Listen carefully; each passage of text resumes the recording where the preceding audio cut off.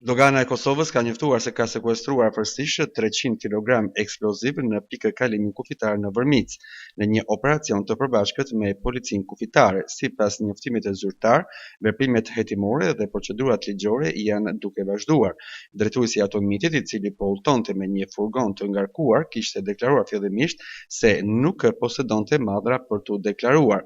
Megjithatë, gjatë kontrollit të detajuar në vijën e dytë, zyrtarët doganor kanë zbuluar sasi të mëdha eksplozivi të paketuar në thas dhe të fshirur në bagazh të kamufluar me pajisje peshkimi për të shmangur kontrollin. Sipas të dhënave paraprake, malli i rrezikshëm dyshohet se ishte nisur nga Shqipëria me destinacion hyrje në territorin e Kosovës.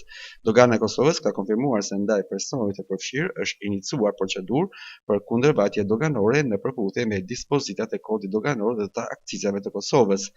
Institucioni i Doganës së Kosovës ka theksuar edhe një herë angazhimin e tij për parandalimin e kontrabandës dhe çdo veprimtarie që synon sigurinë publike. Dogana e Kosovës e cilëson rastin si një goditje të rëndësishme ndaj rrjeteve të kontrabandës që shfrytëzojnë kufirin mes dy vendeve.